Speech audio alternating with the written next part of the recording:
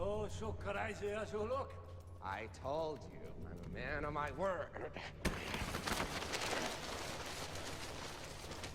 Where's the Italian? Wait. Doggerman, what do you do with all your money? You see, I'm a guy of simple taste. I enjoy, dynamite, gunpowder, and gasoline. What's it? And you know the thing that they have in common? They're cheap. Sergio Romano, your birth. Oh, I am. I'm only burning my half. All you care about is money. This town deserves a better class of criminal. And I'm gonna give it to them. Tell your men they work for me now. This is my city. They won't work for a freak. Why don't we cut you up into little pieces and feed you to your pooches? Hmm? And then we'll see how loyal a hungry dog really is. It's not about money. It's about sending a message. Batman the Long Halloween. Probably one of the most famous Batman stories ever. Or by its better known name, Batman the Godfather. Because if you just look at the opening scene, it's pretty much the Godfather movie. So, pretty much this is one of the most adapted Batman stories for its style and also just its story in general. It is adapted into 2 live-action movies and a 2-part animated film. You might know the live-action movies as The Batman and The Dark Knight, but adapts 2 different parts of it. The Harvey Dent stuff for The Dark Knight and the mob killings in The Batman. But very different. Very, very different. So this pretty much takes place a few years after Batman has begun. Year 1. Pretty much everything from year 1 is set in stone. No one remembers the year 2 storyline that came out after year 1. And Batman is currently disguised as Bruce Wayne at the wedding of the Roman Falcone's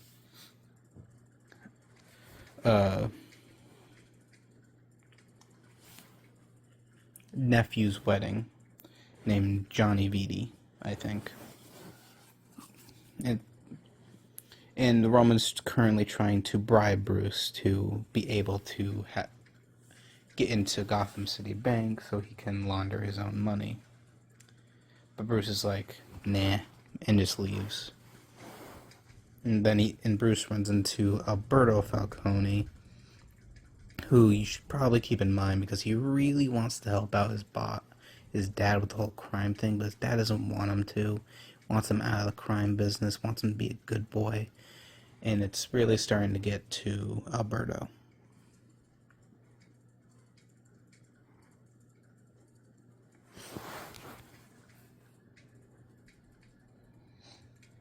So back at the party, Bruce meets up with Selina Kyle, which is kind of weird, because wasn't Selina a prostitute before this? How the hell is she at this socialite party? But anyway, they start dancing, and then we cut to the garage where we see Harvey Dent is writing down license plates of all the crime bosses that came to the wedding. And then he gets knocked out because the Roman noticed him. Well, his goons noticed him, but still the Roman.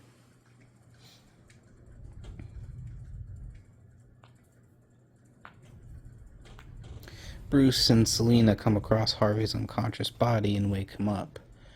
And he's kind of a dick to them because in this story he's not really friends with Bruce Wayne, like at all. He just thinks of him as like a prissy, like he sees Selena and Bruce as just kind of prissy, people that don't really deserve his attention at all.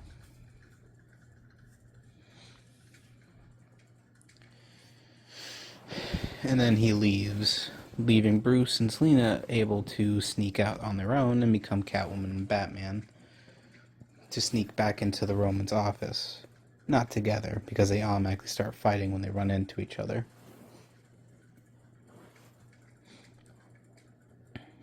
And then the Roman's goons come in and shoot up the room, but then Batman takes them out and takes something out of the safe and then begins chasing Catwoman.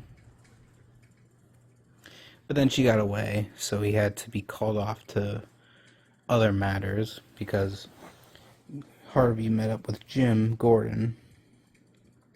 And I don't think he is the commissioner yet, but who knows. And they start the bat signal because they decide that they have to ask Batman for help because they just can't get to the Roman the legal way. And so the three come to an agreement after Batman shows up that the Batman can get them more evidence and be able to not and convince the bribed people that Roman has that they shouldn't accept the money anymore.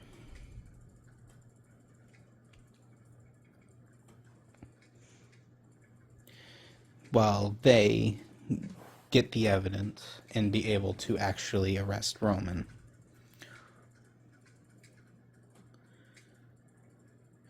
And by the way, this takes place over this first issue takes place over the course of months, ending on October 31st.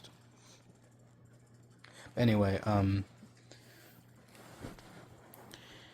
so Bruce declines the bank, tries to fight for the bank to not include Roman, but they've all been bribed, so he shows up as Batman, scares the crap out of the bank owner, so he can, enforces the bank owner to resign, which and Bruce becomes the head of the bank. And the Roman's not too happy about this, so he tries to figure out a way to get Bruce in line, which is not the organized crime way, and that will show up later.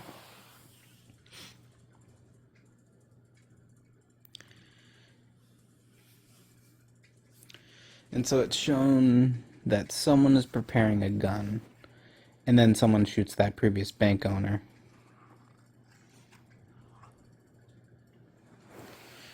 And it seems like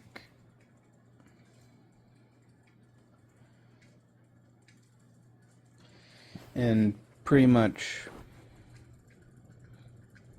all this happens, and then Johnny V gets shot, and someone leaves a pumpkin for there, as well as the gun that shot Johnny V. And it's pretty much untraceable. Batman can't trace it at all. The file numbers are get-offs, and apparently the person wore gloves.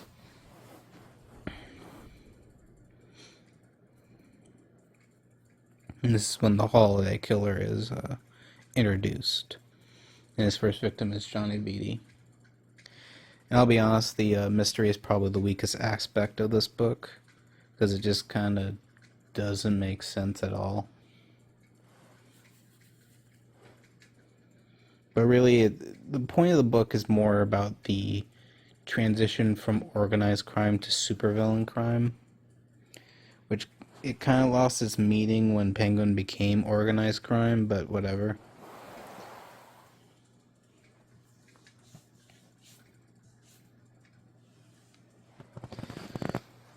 And after this, Batman, Gordon, and Harvey were talking about the murder of Johnny Beatty when Batman notices that Catwoman is spying on them. And she's like, look, buddy, you help me out later, and I'll tell you something big secret that you need help with. And so Batman and Harvey on Halloween night go and find a stash of Roman's counterfeit bills, or dirty money, I guess, to be more accurate. And they pretty much burn him. So that scene in The Dark Knight where Joker burns money, that was actually Batman and Harvey Dent instead of the Joker.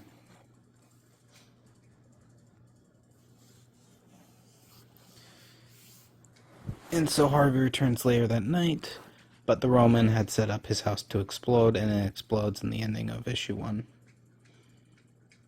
Yep. So, issue 2 of The Long Halloween starts off with Batman and Gordon interrogating the leader who blew up Harvey Dent's house, Mickey, who runs a small group of bombers, I guess, called the Irish. And they go over, and Mickey tries to play innocent, like, oh yeah, I didn't do it, I never met the Roman at all. Gordon and Batman pretty much say, like, yeah, but you blew up the house. We have evidence you blew up the house. And Mickey's like, yeah, I'll put it on writing if you want.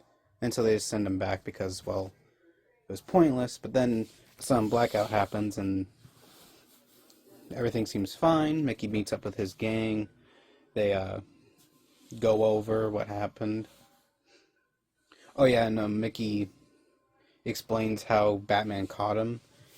He escaped into the sewers, and then Batman fought Solomon Grundy for a bit. Probably should have been Killer Croc. And pretty much that led to Mickey being arrested. Probably had to go over that a little bit. I think Solomon Grundy was a weird pick, but it was. I think that was just to have a villain in this issue because it's a pretty short issue. And then Mickey meets up with his gang, who all go over like, yeah, we rehearsed this, boss. We don't have to go over it again. We'll just talk about how we all did this, and just like ask for if they want it in writing. And then after all of them pretty much say, yeah, we did it, do you want me to put it in writing? Batman and Gordon call Mickey back up, and it turns out that Mickey was changed out for Harvey Dent, who didn't die, and Gilda's in the hospital. They were trying to get evidence on the Roman, but didn't really work out.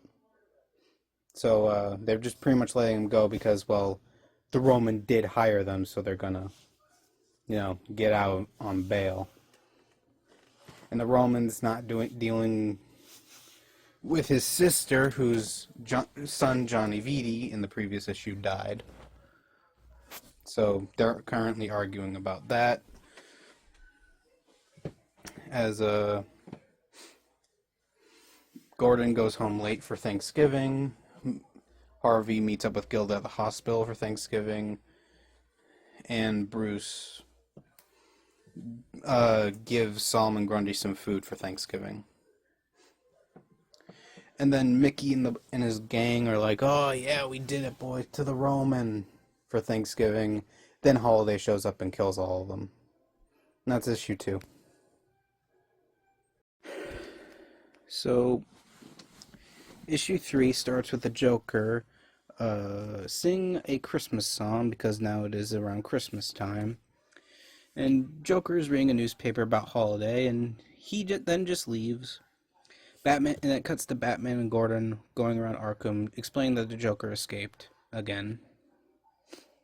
And they go up to meet with Calendar Man. And if you're wondering what inspired Calendar Man from pretty much any media after the Arkham series, it's this guy. This is where Calendar Man really came from. Well, the Calendar Man that's in the public consciousness. The actual Calendar Man was like decades old at that point of the Long Halloween. And he gives some cryptic stuff saying, well, he's gonna strike on Christmas.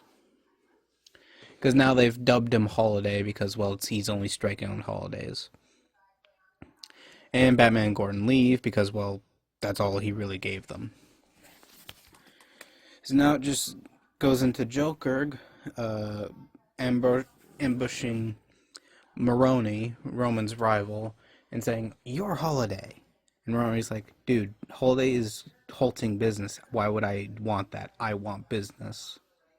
So Joker leaves, but he also killed like a guy Maroni was talking to, so the thugs try to get him out of there. Then Batman shows up, and Maroni says, like, "I don't know why Joker was here, but he's crazy like you are. You've ruined Gotham for us. You've made everything too crazy." And even Gordon brought this up, like, all the super criminals have doubled since you showed up, Batman, so it's kind of like you're the cause of all this. Then it cuts to Harvey and Gilda moving into their new house, and Joker is setting up their Christmas tree for them. And he beats the crap out of Harvey and is like, "Are you Holiday? Like, this town ain't big enough for the two of us talk," and then he leaves.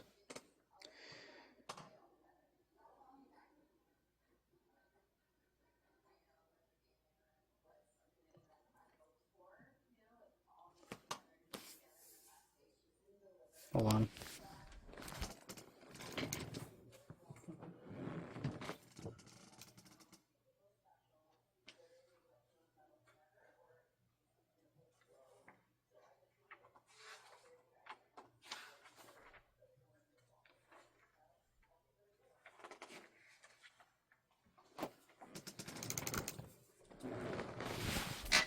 And then the Joker shows up at the Roman's penthouse and it's like, "You better find Holiday, man, or I'm gonna, like, kill all of you." Then he leaves and takes out the personal bodyguard of the Roman, Milos, who then Holiday kills on Christmas Day. And Batman's like, "Yeah, I have to get Joker." And that's pretty much issue 3. So, issue 4 of The Long Halloween starts off with the Joker hijacking a crop duster from an airport and Batman getting on board to hopefully stop him.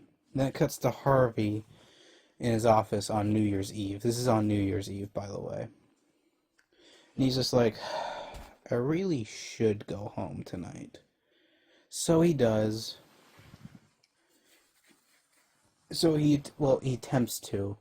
But then an assistant of his tells him, "Sir, there's been like a breakthrough. I looked through some files on the Roman, and it looks like Bruce Wayne has a connection to him." And if you've seen the Batman in Carmine's story that he tells Bruce that his father saved his dad, that's pretty much the story that they're talking about and will be revealed in like the next few issues, I think. I don't know, it's been a couple years since I've read this. And then it cuts to the Roman on his cruise, wondering where Alberto is while talking to Maroni. And he's like, "Well, my side's the only one that's been murdered, so you are probably my prime suspect and someone I shouldn't trust." Because Maroni's trying to say, like, "Dude, we gotta take care of Holiday. We can't keep this up. We need to take care of him. This could be bad for business." And that's pretty much his reaction. He wonders who Alberto is, because Alberto's pretty much what he views Alberto as is the good boy, the person that shouldn't belong in this life, even though he is pretty insistent that he actually does want to help. And so he wonders where he is, and his sister Carla goes off to go look for him because she wanted to go outside. And then Alberto is shot by Holiday. Then it cuts to Harvey going home with the pretty big hint that he may have been the Holiday killer because of his hair is being wet, and we'll get to that later. But pretty much he goes off to the kitchen and tells Gordon about the Bruce Wayne thing, which we won't learn until next issue. And Gilda and Barbara, Gordon's first wife, pretty much talk about how they're about Gilda and Harvey's child situation, which, honestly, thinking about it, could be an interesting angle to go out, that maybe Gilda got pregnant before, or his girlfriend got pregnant before Harvey got acidified, and maybe he'll learn about that he had like twins or something. I don't know. Just the thought I had, but Anyway, then we see the end of Batman and Joker's fight, and Joker is doing this plan to try and poison Gotham Square in the hopes that will kill Holiday, because Joker's like, well, I'll eventually get him if I kill everyone. You know, just Joker logic. And Bruce is like, New Year's, huh? I can finally get... My promise is going to be finally complete this year. Which, of course, it isn't, because supervillains take over. But anyway. Then it's revealed that Alberto is dead and Carmine cries. And that's issue. Okay, so I was wrong about it revealing what the connection was between the Waynes and the Falcones was in the next issue. No, in this issue it isn't revealed. So it opens with Alfred opening the door for Commissioner Gordon and Harvey, and Alfred's trying to be pretty much like, guys, go home. It's Valentine's Day. Focus on your wives, please. While Harvey's like, what a posh guy, Bruce Wayne. This Harvey doesn't really like Bruce Wayne that much.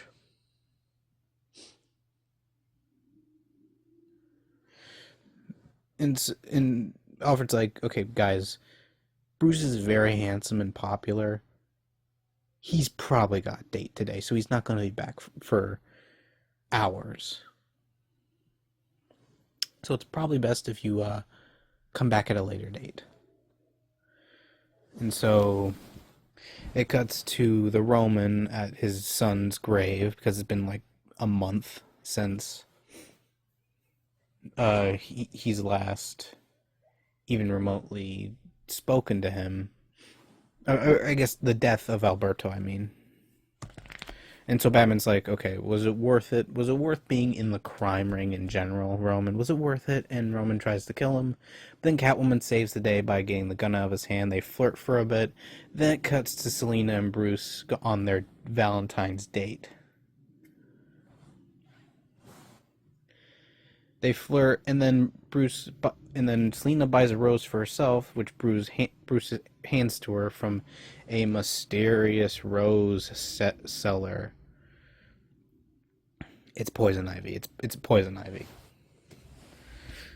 Then it cuts to Maroni talking to Veron, the assistant in the previous issue, and he pretty much tells Maroni, like, Harvey Dent's after you. But he thinks you're a weak link to the Roman, so he's going after you for the Roman, pretty much. Maroni's a bit insulted by this, and then some goons outside are like, look, we hate having to work on this night. I really wanted to be with my girl. Then Holiday strikes, kills everyone in the restaurant and in the car, and Maroni pretty much declares war on the Holiday killer.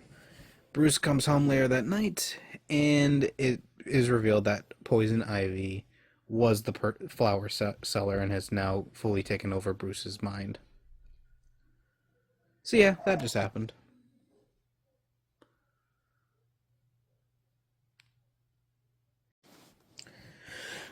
So, St. Patrick's Day. So some time has passed since Bruce's assimilation into the Green, and now he's passing the law on the whole Roman thing from, like, issue 1, where Roman wanted to get into Gotham City Bank, and everyone was for it, but then the Holiday stuff happened and all that jazz. And now he's saying, yeah, I agree now. And everyone's like, Bruce, it's kind of weird that you all of a sudden want to do this.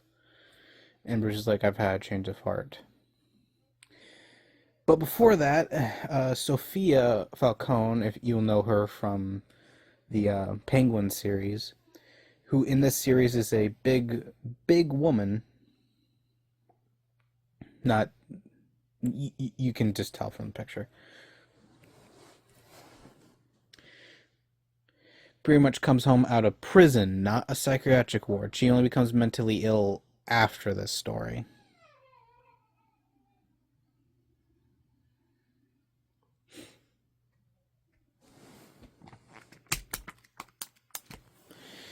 And after Bruce is leaving the bank, because this happens after the whole Sophia is coming home thing, Selena notices him and is like, "Hey, Bruce, you haven't talked in a while since Valentine's Day."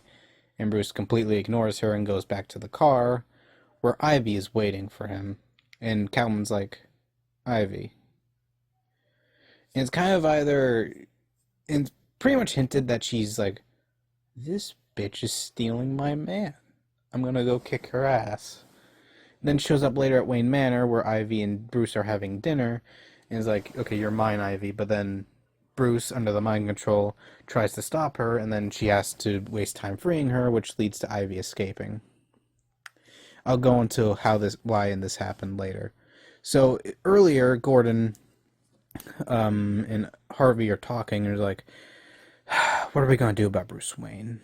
We need to do something about him."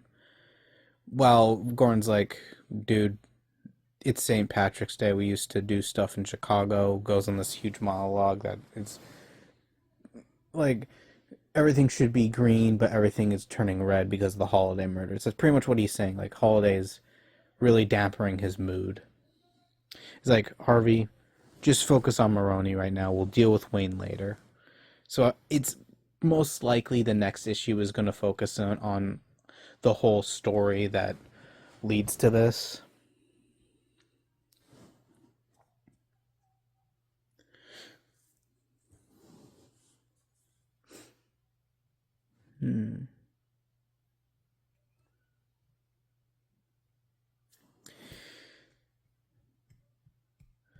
And Sophia visits her Aunt Carla, whose son was the first victim of Holiday, and is like, "I want to kill Holiday with the gun that she got from Alberto's scene."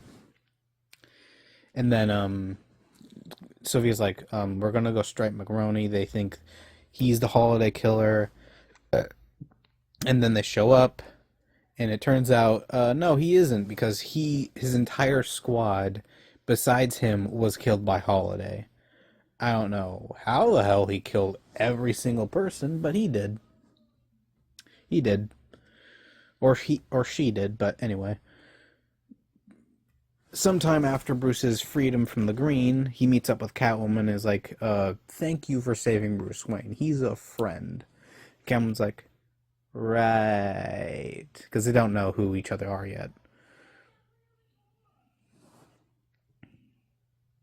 It's kind of a weird thing in this book with the whole romance between Batman and Catwoman. I guess it's more like a noir with the femme fatale thing. But anyway, Bruce is pretty much like, well, now I have to fix up the mess Ivy made of my reputation as Bruce Wayne. That's gonna be an ordeal. And then it cuts to, for some reason, Poison Ivy. The reason why she even interacted with Bruce Wayne was because the Roman hired her to get the bank details. And it's only really one question that I have to ask. Why the flying fuck would Poison Ivy do this? Sure, she's after the money, but she really only gives a crap about the plants in the modern day. She doesn't give a crap about the men.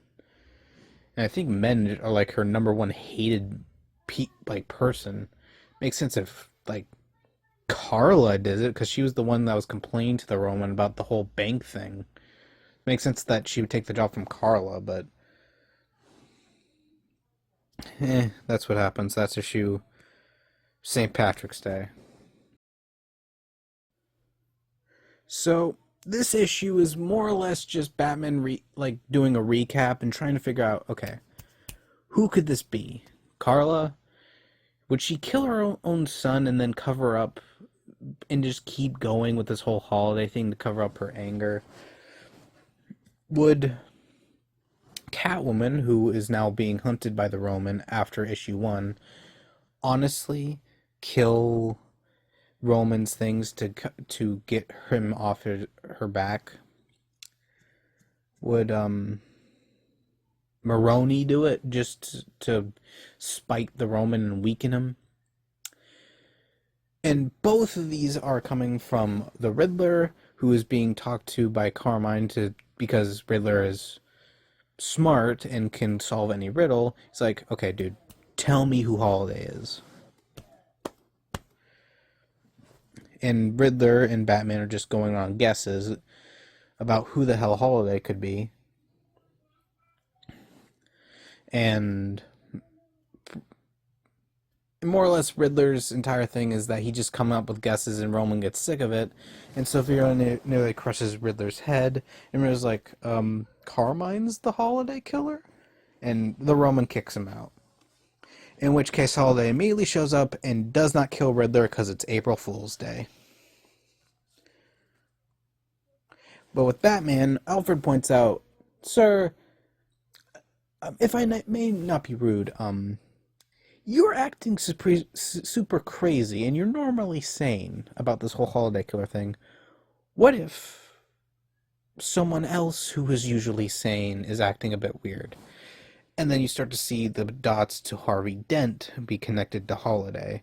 And Batman's like, I really hope I'm wrong about this, that Harvey Dent is the Holiday killer. And meanwhile, Harvey is and Gordon are preparing to go arrest Bruce Wayne because it appears that the evidence could be that the Roman is connected to Bruce.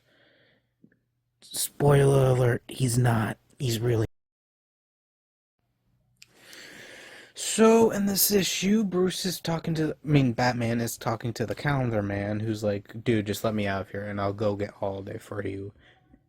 And Batman is pretty much just asking him questions of, why didn't he kill on April Fool's Day? It was April Fool's Day, probably a no-kill day, because of just what April Fool's is. And then he starts asking questions about Harvey Dent, and then Batman sees a guard who's terrified and is like, oh crap, Scarecrow must be loose.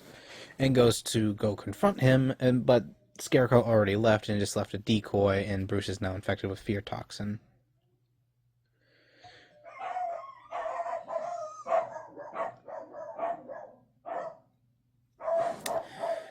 And meanwhile, Gordon is trying to go arrest Mr. Wayne because of the whole Falcone connection, in huge air quotes.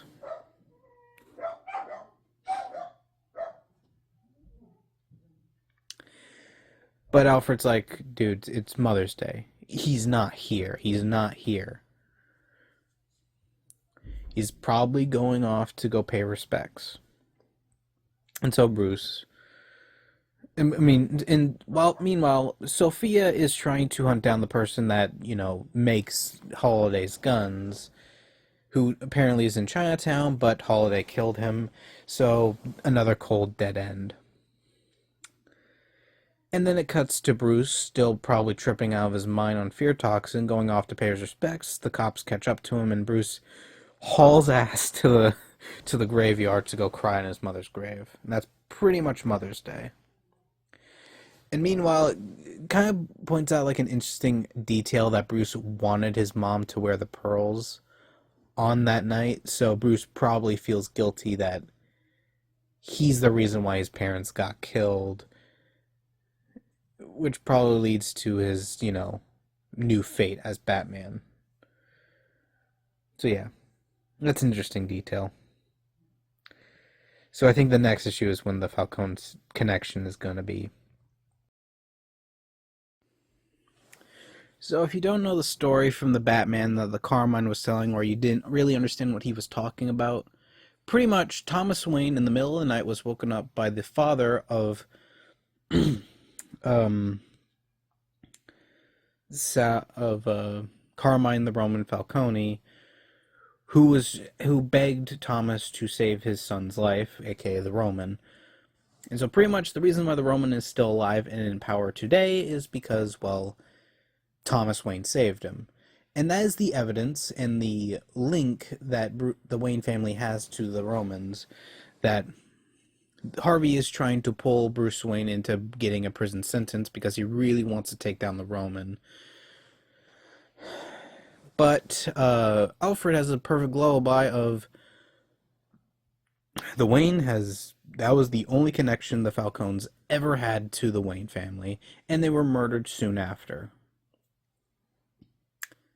Pretty much, they were the only two decent people, and And back then, Gotham wasn't exactly what you would call a good place. So even if Thomas Wayne had come to the police saying the Roman came to my house and Maroni should be brought up on charges of assaulting him, because the previous Maroni boss was the one that shot Falcone, should be arrested.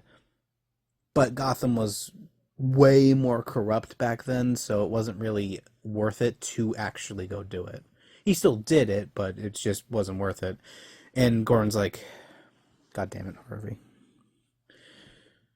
And Bruce is released from prison. So Sophia gives her father a tie, and Roman's just kind of like, thanks, I have work to do. And Catwoman listens to this and looks pretty pissed off about the Papa line. And Maroni goes to his dad, the previous boss, and basically like, dude, what the hell do I do? I don't have any men. And the previous boss, the one that shot Carmine when he was younger, was like, man the hell up and try and figure out, and trying to hit him before he hits you. And then Maroni's dad dies, the one that shot Carmine, by Holiday. And at the end of the story, well, actually later on, Bruce is now reflecting on his dad's life, pretty much, and is like, man, I just miss him so much. Is that Ron, Alfred? And Alfred's like, no, it's not Ron. Probably one of the best moments of Bruce actually being vulnerable about his parents' death ever. And then we see Gordon come home to see his son in the crib, who has a tie for him, and is like, oh, man, I love ties. And puts it on. Yeah, I know it's a Father's Day thing. Or at least it used to be. And then, Harvey is shown holding his titular coin, and is like, damn it. I really want Bruce Wayne to get arrested. Regard that Bruce and him aren't friends in this continuity.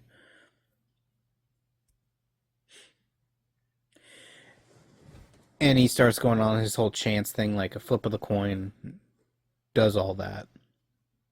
And so with that leads into Maroni coming to him. Is like, you want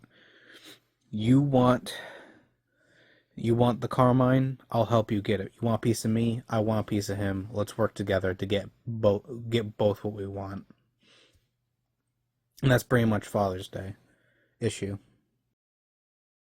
Okay, so there's a small part of the previous issue I kind of forgot to mention. The Roman broke Scarecrow and Mad Hatter out of Arkham. And he pretty much did that to use them or something, and for some reason, it's a pretty interesting pair, Scarecrow, the Mad Hatter, to pick to be the pair. I mean, it's not really a bad pair, it's just kind of weird. And for some reason, they decided to make Scarecrow very, very rhymey for some reason.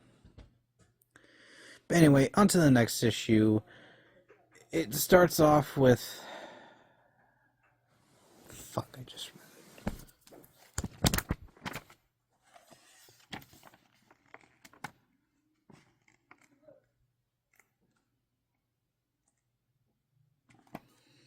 Oh, it starts off with the Holiday murder.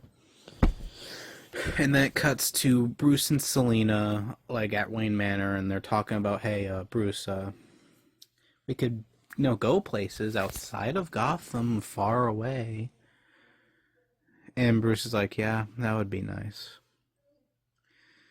And then it cuts to Batman meeting up with Harvey, who Harvey's like, okay, yeah, I admit it.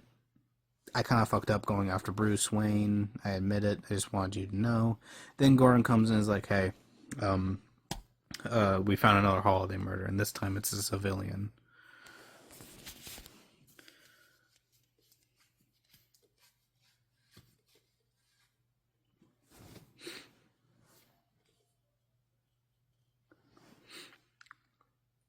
And meanwhile, So Batman and Gordon go to the dock and try and figure out, okay, why would he all of a sudden just go after a civilian? This guy had nothing to do with the Roman.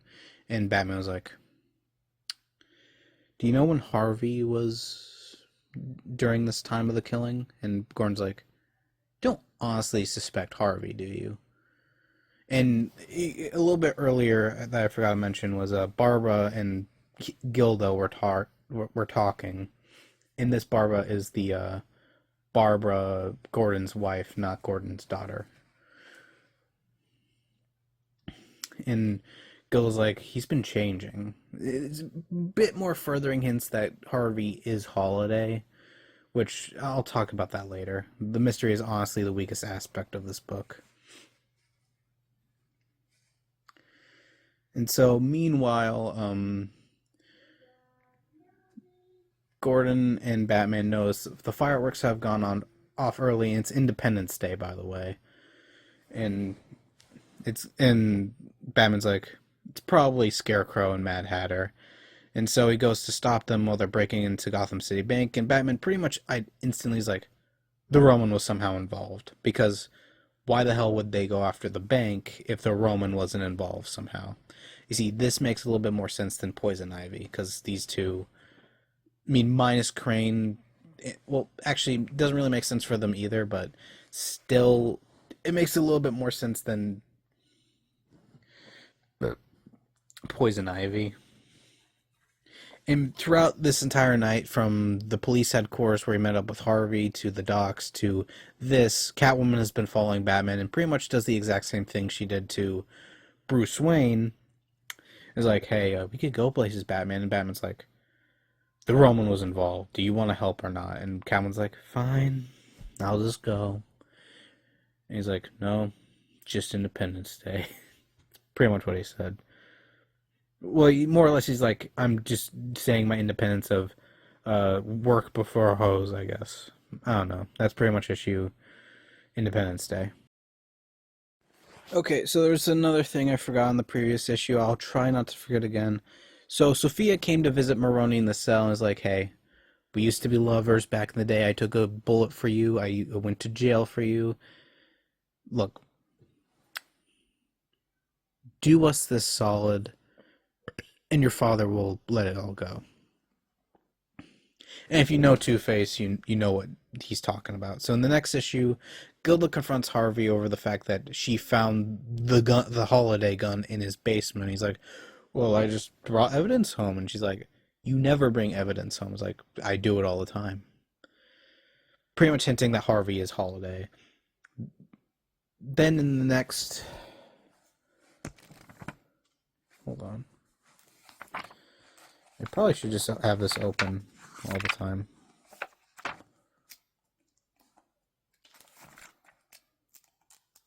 Oh yeah, Batman visits Riddler in a bar. I guess he was super depressed that he couldn't figure out who Holiday was. I don't know why he's in there. And you pretty much ask him, did you see Holiday's face? And Riddler's like, no, but it's a rare question why didn't he kill me? And that's pretty much it. And so Carla confronts the Roman on the fact that he's been dealing with supervillains, and Roman's like, never question me. And Sophia and her bring him to his birthday party, because it's his birthday. And now the court case is in session, and Maroni is getting ready, gets the acid, and goes up to the stand and pretty much is like, yeah, I murdered those guys, and under Roman's name. And Harvey walks up to him and is like, hey, is something wrong? And then Maroni throws the acid in to Harvey Dent's face, leading to you know what. And Batman is pretty much haunted by this event because he was in the stand in disguise as someone else, so he couldn't exactly go in there and go kick Maroni's ass.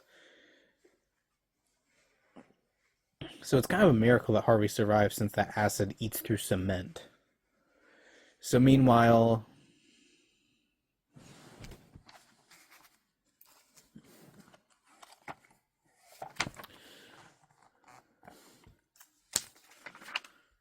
oh yeah, Vernon's the one that gave the acid to him.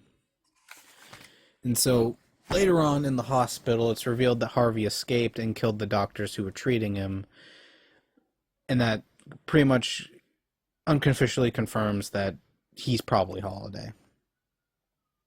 That's the end of the issue. I didn't miss anything. I think. Hold on. Okay, too far. Too far. Too far.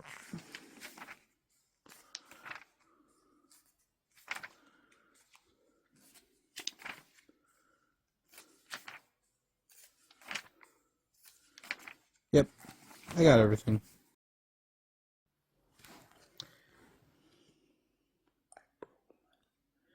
Alright, so pretty much now Batman and Gordon are on the same page that Harvey Dent is most likely the Holiday Killer. And it's something that they both don't like. Batman just can't believe that his friend would just become a cold-blooded killer like that. And Gordon's like, look, dude, you have to see the facts. You're too close to this case, and we have irrefutable evidence. Just go get Harvey and bring him to justice. And Batman goes on the biggest tour of all the people he's visited, besides the Riddler. Seeing the Roman is like, hey, do you know where Harvey is? And Roman's like, goes on this big tirade about how his men are calling this the Long Halloween because it started on Halloween.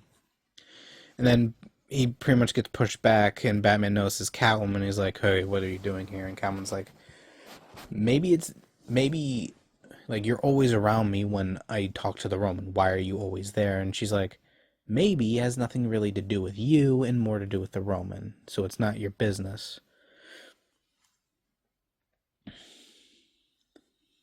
So he visits the Calendar Man. Is like, hey. Well, he visits Gilda and he's like, hey, we know your husband's the killer. Do you know where he is? And Gilda's like, please just bring home Harvey.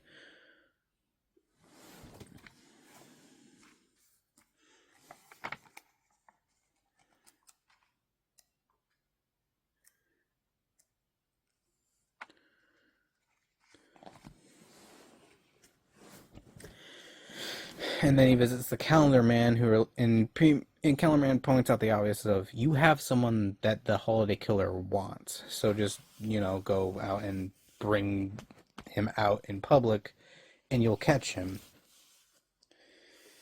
And so they get Maroni, who apparently was shot 3 times after doing what you didn't know to Harvey. And they're like, hey, we're moving you out to a different cell. And Maroni's laughing his ass off. He's like, hey, you just let Harvey come to me. I want to kill that bastard. And they shot him in the head, and it's revealed that Alberto is Holiday. Alberto Falcone, the New Year's Day victim. Yeah, he's Holiday now. Might be wondering why. How? We were given absolutely no hints to this. Well, tune in next time, Bat fans, because it's kind of a weird explanation, and again, the mystery is the weakest aspect of the story. And also at the beginning of the issue, Two-Face met up with Solomon Grundy in the sewers. Probably should have mentioned that first, but the Batman and Roman stuff was more interesting. So yes, Alberto is Holiday. Or is he? Talk about that later. So Batman beats the ever-living crap out of Alberto and nearly kills him, but then Gordon snaps him out of it. It's like, hey, we need to give him justice, and he's like, do it. Batman's like, okay, do it.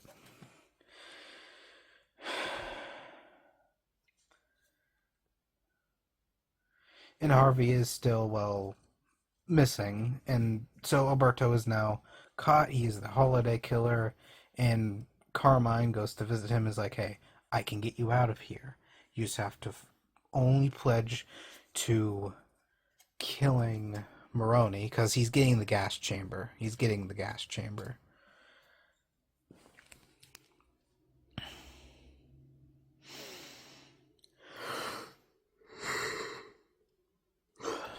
And Alberto's reaction to this is like, why would I do that? I don't want to. I want people to know I'm Holiday, so I'll admit to everything. So Alberto's like, look, organized crime, it's out of style. Only supervillains get attention now. So now I'm going to be supervillain, and you can't do anything about it. And that's kind of a shock.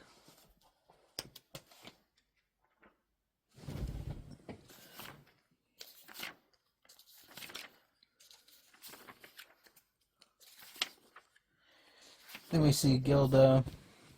She's still mourning the loss of Harvey because she doesn't know when he's coming home, and he never will. So she's probably planning on moving.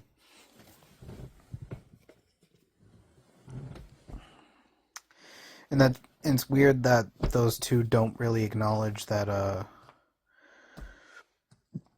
she's talking out loud. Doesn't even look like they even hear her. So back at the Roman's place, he's furious that Alberto isn't taking the bail he's offering, and he's like, why would he do this? Why? And then the supervillains have broken out of Arkham and are currently killing all of his guards, and he's like, okay, let's go to the office. And there is pretty much every single villain, plus the Penguin, in this story there, including Two-Face. And so they're like, okay, look, your crime family, they're done. We're taking the city now. And then Batman shows up, kicks the crap out of everyone, and then he questions Catwoman on why the hell she's there. She's like, I'm on my own side.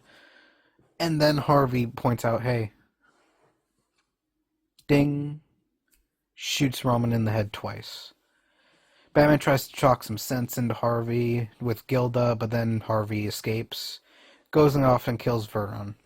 And meanwhile, Catwoman accidentally drops Sovia off a ledge, which leads to Dark Victory, and that'll be explained later, if I ever get around to it.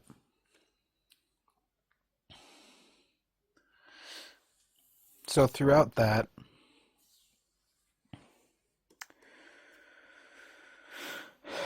and so back with that, after he kills Veron, Harvey then goes back to the police headquarters and shines the bat signal, alerting that to Gordon and Batman that he's there. And he's like, look, it's done. Our goal is finished. I have killed the Roman. And Gordon's like, why would you do this? Why? He's like, to get rid of the Roman Falcone. And he's like, arrest me, Jim. I've killed so many people. I am not innocent in this. And so he does it, and Harvey goes to Arkham because he's obviously mentally ill now.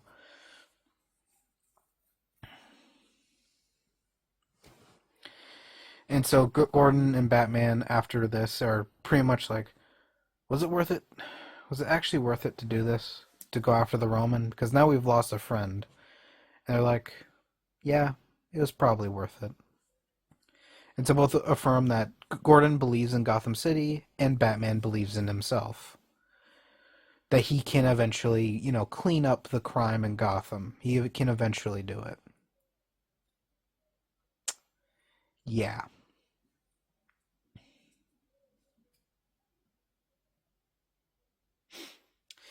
So after this, and then here comes the big plot twist that Gilda was the first holiday killer. Then Harvey eventually took over. And then Alberto took over, most likely after Independence Day. He's just taking all the credit because he wants attention. Yeah. It is weird. It is probably the weakest aspect of this entire book. The mystery. It is not really told clear. It doesn't feel like you can actually solve the mystery, and just kind of feels like it's there.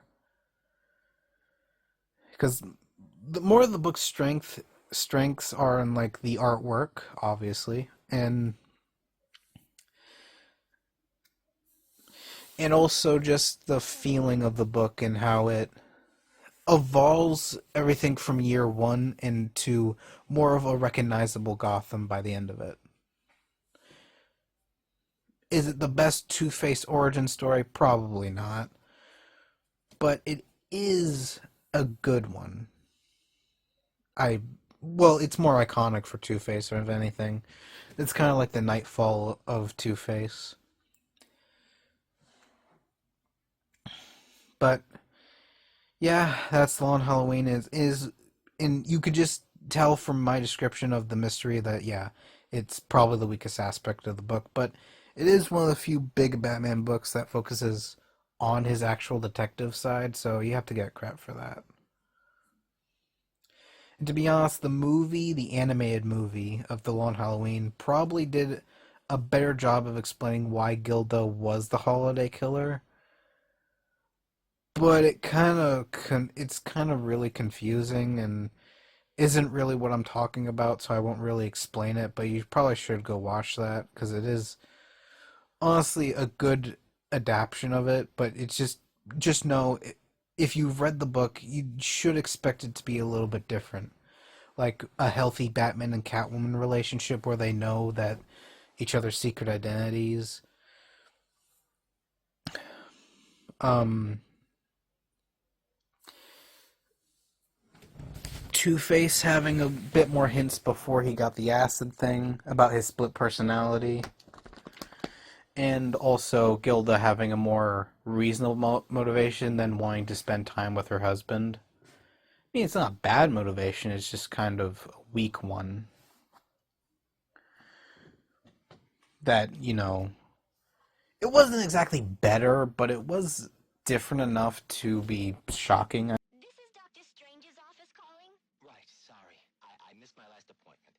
I had to... Actually, you missed your last 2 appointments. Right. Look, I appreciate the doctor's concern, but I have it under control now.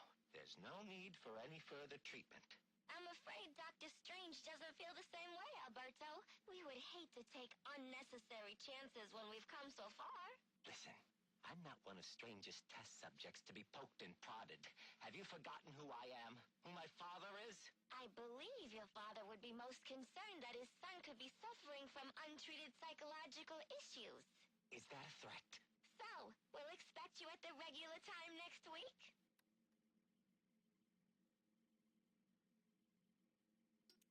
Hello? Who is this? A friend of the family. Sionis. What do you want? Just a social call. Reaching out to the community, you might say. Go on. Your father and I did not always see eye to eye, but we had much in common. Common interests, common traditions. I can't really speak for my father or the family. That's not how you made it sound at Cucinotta the other night. How did you know I was... Relax, Alberto. There's nothing like good food and wine to loosen the tongue, am I right? But next time you want to discuss your future, do it somewhere more private. And I own just the place.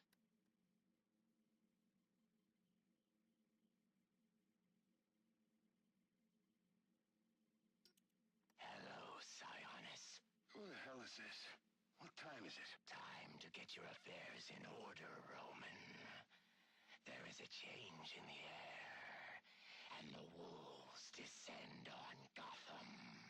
Listen, you little piece of crap. I don't know who you are or who you work for. I answer to a higher power than you. I am a higher power than you. And one day soon, you will have much to answer for. Nobody speaks to me. This is Dr. Strange's office calling. Right, sorry. I missed my last appointment. I had to... Actually, you missed your last 2 appointments. Right. Look, I appreciate the doctor's concern, but I have it under control now. There's no need for any further treatment. I'm afraid Dr. Strange doesn't feel the same way, Alberto. We would hate to take unnecessary chances when we've come so far. Listen, I'm not one of Strange's test subjects to be poked and prodded. Have you forgotten who I am? Who my father is? I believe your father would be most concerned that his son could be suffering from untreated psychological issues. Is that a threat? So, we'll expect you at the regular time next week?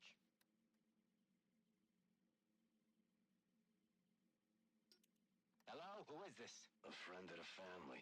Sionis. What do you want? Just a social call. Reaching out to the community, you might say. Go on. Your father and I did not always see eye to eye, but we had much in common. Common interests, common traditions. I can't really speak for my father or the family. That's not how you made it sound at Cucinotta the other night. How did you know I was... Relax, Alberto. There's nothing like good food and wine to loosen the tongue, am I right? But next time you want to discuss your future, Do it somewhere more private. And I own just the place.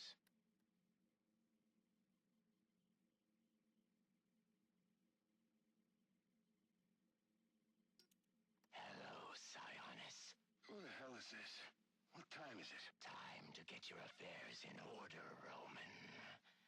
There is a change in the air, and the wolves descend on Gotham. Listen, you little piece of crap. I don't know who you are or who you work for. I answer to a higher power than you. I am a higher power than you. And one day soon, you will have much to answer for. Nobody speaks to me.